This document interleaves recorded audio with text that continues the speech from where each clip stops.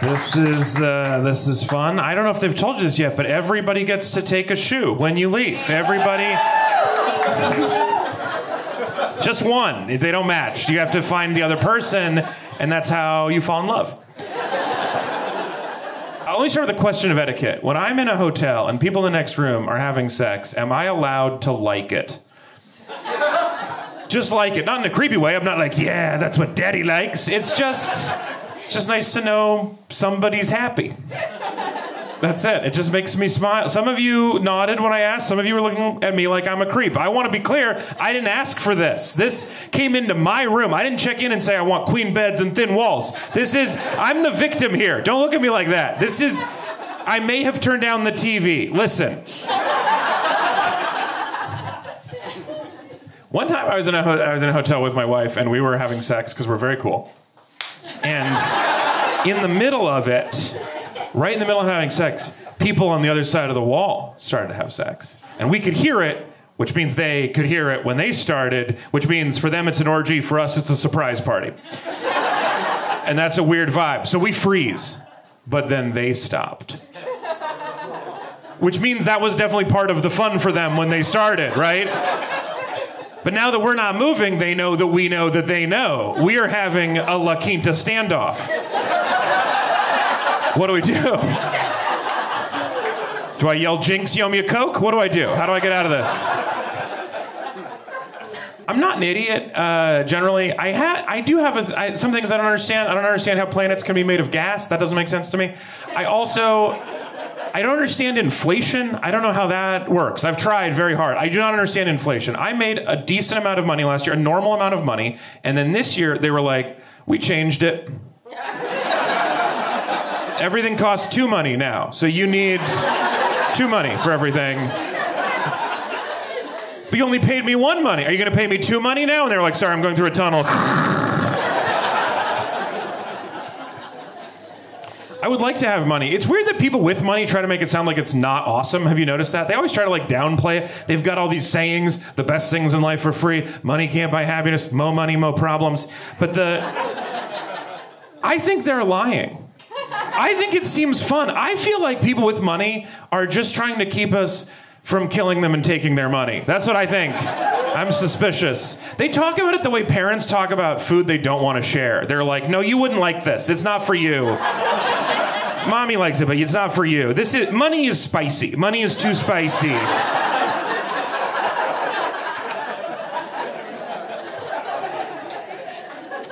I got jury duty coming up next week, which I'm very excited about. I love getting jury duty because it just makes sense to me that they want to know my opinion. I've got great opinions on movies and restaurants and shit. Maybe they saw my work on Yelp and they were like, we got to get this guy in here on crime. He's very good. I love it. It's so funny. They bring me in and there's 2 lawyers, right? When you do jury duty, there's 2 lawyers, which are PhD level jobs. Those are very long degrees. And those 2 of them did book reports that took them months. And they got experts and witnesses and they had a fucking crime lab and they figured it all out. And they were like, all right, now let's see what Alex thinks. Let's let him decide what's right. Let's let a comedian and 11 retired women decide.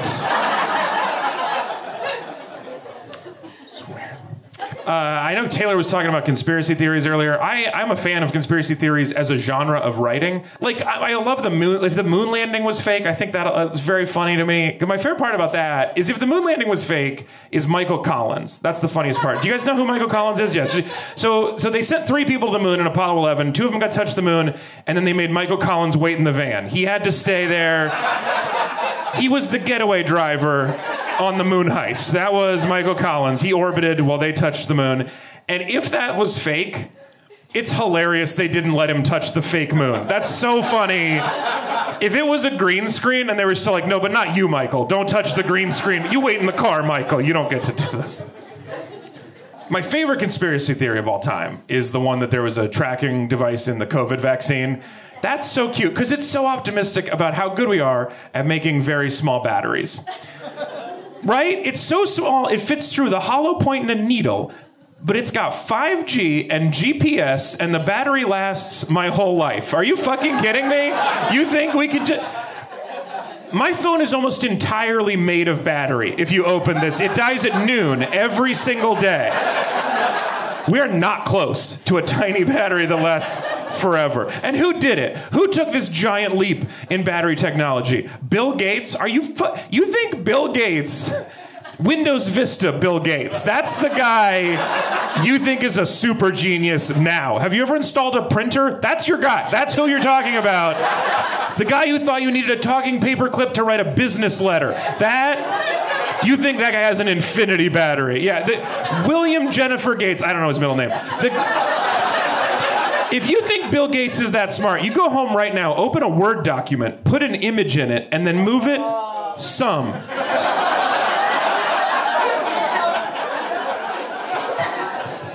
Can't do it. You guys ever get to a four-way stop and nobody moves for so long you realize all four of you were probably bullied as kids? That's that whole joke. I'm trying to be a good person. That's the thing I've been working on recently. I'm trying to be a good person, but I'm also very lazy. And so I'm always looking for a way where being good is easier than not being good. That's my favorite kind of issue. So one thing I've been doing a lot recently is letting trans people exist. It's great. It takes no energy at all. You can do it all the time. Yeah, it's so cool.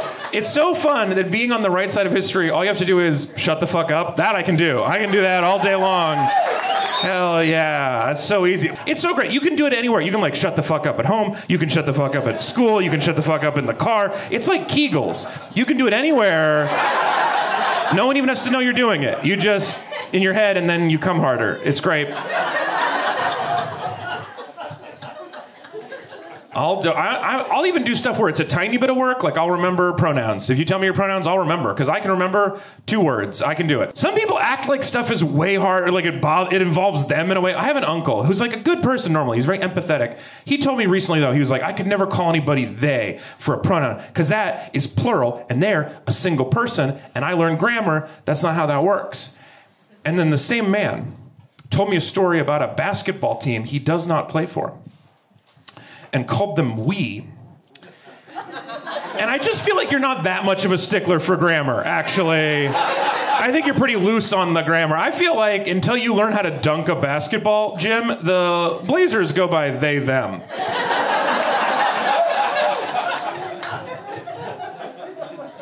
Tell you one more thing, then I'll get out of here. My wife and I were talking about having a threesome the other day, and then she brought up an interesting point, which was no thank you. And yeah, I never thought of it that way. This is what's great about marriage, is you get other perspectives on things, you know. Never would have thought of that. We were kidding, obviously. It was a joking conversation unless she had said yes. But we're like, I'm weird in groups. Like, I don't know. I know it's confusing because on stage I seem like very confident and well-dressed and like a great writer, and that's fair. But off stage I'm fucking weird. So we don't even go to dinner parties. We were not going to have group sex. But it did get me thinking afterwards. It is weird, because I've watched a lot of Shark Tank. It's weird to ask for 3 of something if you want 3 of that thing. That's bad negotiating, right? Right? You're supposed to start high and then compromise. Here's my pro tip. Sharks, here's what you do. If you want a threesome, don't ask for 3, ask for 9. That's how you start. You ask for a menage a neuf. Now, there are 2 problems with that. 1, the pronunciation. I have no idea how you say that word. But the other problem is my wife has watched the exact same amount of Shark Tank. We watch it together. So she knows the next business move, right? What is the Sharky move? You guys know what it is. You do a lowball counteroffer. That's what you do, right? So if I asked for 9, my wife would be like, how about you have a one-some? Alex, how about you go fuck yourself? So, all right, my name is Alex. Thank you so much. Enjoy the rest of your night. Get home safe.